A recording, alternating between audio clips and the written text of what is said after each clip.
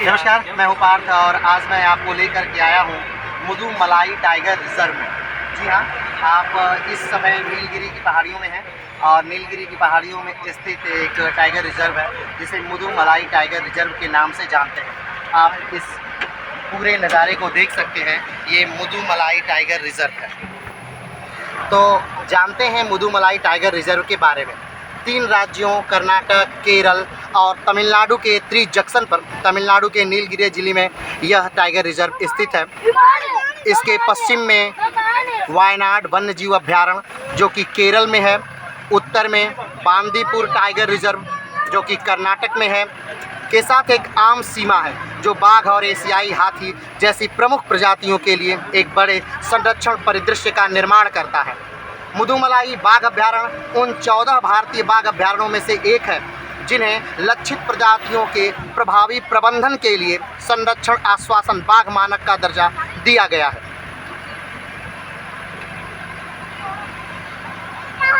मुदुमलाई की जलवायु समशीतोष्ण है। यह दिसंबर के महीने या जनवरी के शुरुआती के दौरान ठंडे मौसम का अनुभव करती है और मार्च एवं अप्रैल के महीने में गर्म मौसम रहता है।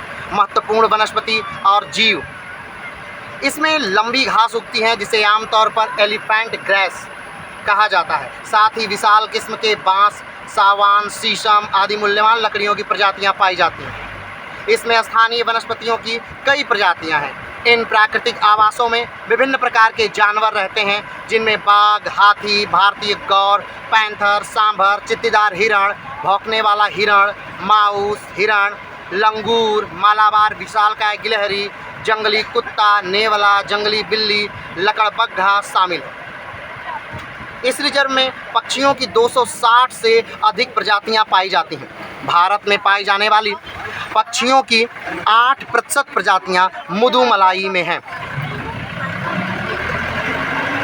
तो ये छोटी सी जानकारी थी मुदुमलाई टाइगर रिजर्व के बारे में।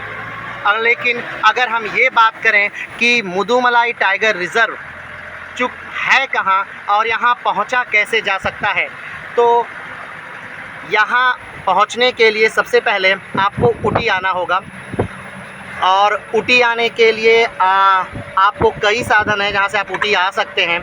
जैसे में आप बेंगलोर से ऊटी आ सकते हैं, आप मैसूर से ऊटी आ सकते हैं, आप कोयम्बटूर से ऊटी आ सकते हैं, आप कन्नूर से ऊटी आ सकते हैं। लेकिन अगर आप सबसे बेहतरीन चीज़ें चाहें कि आप ऊटी कैसे आएँ, तो आप सबसे पहले कोयम्बटूर आइए।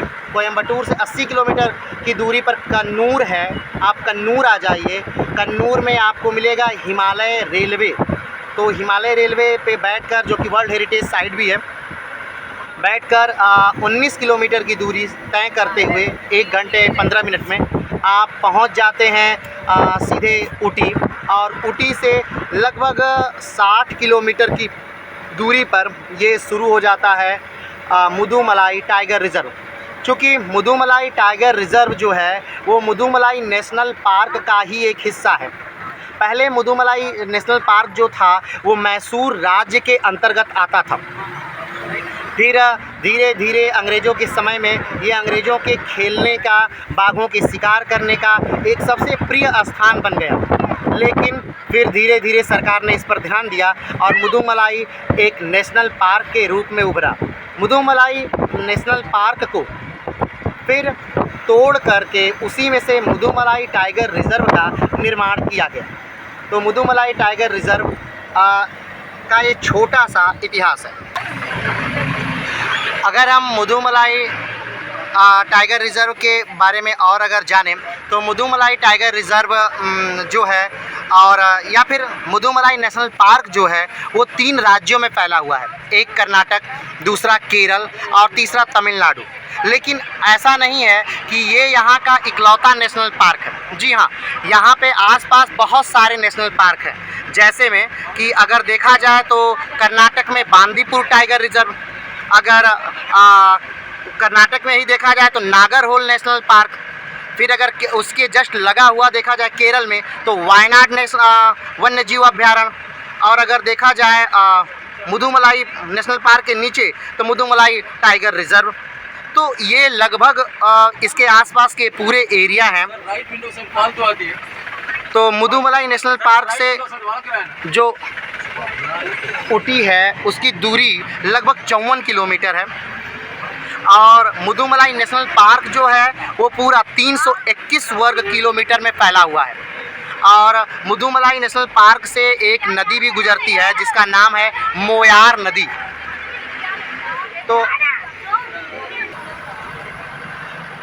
अगर मैं आपको एक और आश्चर्यचकित कर देने वाली बात बताऊं तो आपको पता होगा कि अभी 2023 का नोबेल पुरस्कार ऑस्कर पुरस्कार दिया गया है। तो उस ऑस्कर पुरस्कार से भी ये मुदुमलाई कहीं न कहीं संबंधित है। द एलिफेंट विस्पर के बारे में शिखया प्रोडक्शन की कार्तिकेय गोलवेज निर्देशक इस शॉर्ट फिल्म का वर्ल्ड प्रीमियम 9 नवंबर 2022 को न्यूयॉर्क शॉर्ट फिल्म फेस्टिवल में हुआ था। डार्क एंड वायसी के उपनाम से लोकप्रिय शॉर्ट फिल्म समारोह अमेरिका में बेहद प्रतिष्ठित माना जाता है। समारोह में अपने सफल प्रीमियम के बाद फिल्म को 8 दिसंबर 2022 को नेटफ्लिक्स पर विश्व स्तर पर रिलीज किया गया, जिसमें दुनिया भर के दर्शकों को प्यारे हाथी और उनकी देखभाल करने वाले जोड़े की मार्मिक कहानी देखने को मिली।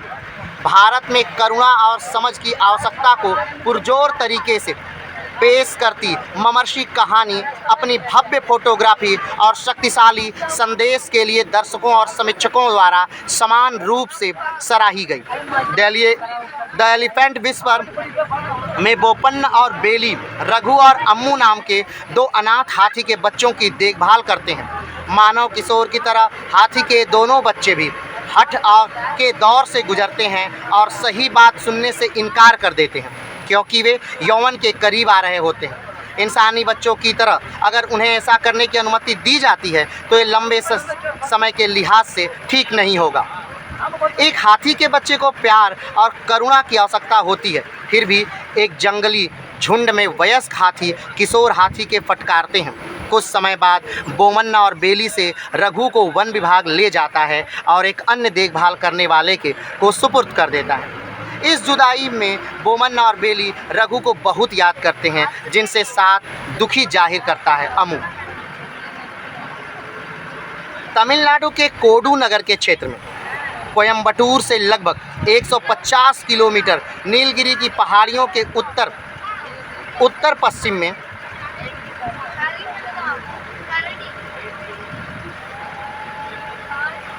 उत्तर पश्चिमी किनारे पर मुदुमलाई नेशनल पार्क या वन्यजीव अभ्यारण्य स्थित है। अभ्यारण्य को कर्नाटक और केरल राज्यों के साथ इसकी सीमाओं द्वारा 5 श्रेणियों क्रमशः मानसीनामगुडी, थेपकाडु, मुडुमलाई, करगुडी और नेल्लोकोट्टा में बांटा गया है। कई अन्य संरक्षित क्षेत्रों को जोड़ने वाले एक अन्य वन्यजीव गलियारे के रूप में अपनी बेहद खास रणनीति स्थिति के कारण मुदुमलाई अभ्यारण्य नीलगिरी बायोस्फीयर रिजर्व का एक महत्वपूर्ण हिस्सा है। यह उत्तर में बांदीपुर राष्ट्रीय उद्यान और नागरहोल राष्ट्रीय उद्यान, पश्चिम में वायनाड वन्यजीव अभ्यारण्य और दक्षिण में मुतगुथु राष्ट्रीय उद्यान और साइलेंट वैली राष्ट्रीय उद्यान से घिरा है। ये पार्क अभ्यारण्य और रिजर्व फॉरेस्ट द्वारा 3300 वर्ग किलोमीटर के जंगल में फैले हुए हैं। यहाँ 1800 से 2300 हाथियों की आबादी है।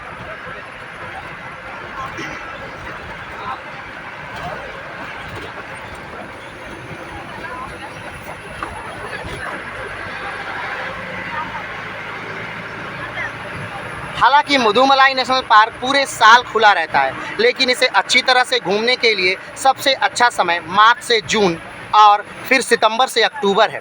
मुदुमलाई नेशनल पार्क 55 जानवरों की प्रजातियों का घर है, जिसमें लगभग 80 बंगाल टाइगर भी शामिल है।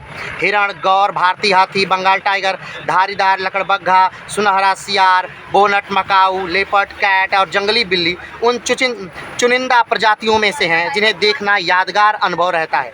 भारतीय विशालकाय गिलहरी, उड़ने वाली गिलहरी और चूहे भी यहाँ पाए जाते हैं।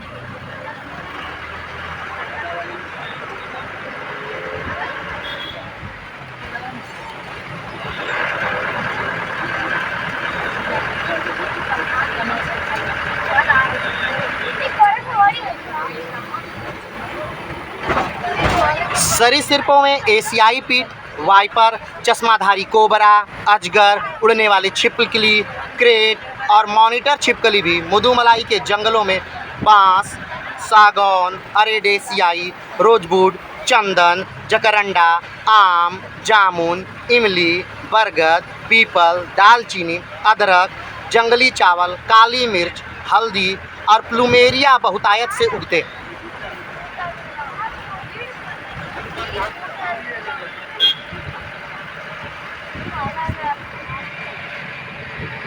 तो ये सारी चीज़ें मुदुमलाई टाइगर रिज़र्व को खास बनाती हैं। चूँकि Mudumalai tiger reserve Mudumalai national park का ही एक हिस्सा है और यहाँ घूमना अपने आप में एक रोमांचकारी बात है। अगर आपको जब भी नेचर के करीब आना हो, प्रकृति के करीब आना हो, तो आप मुदुमलाई टाइगर रिज़र्व आ सकते हैं।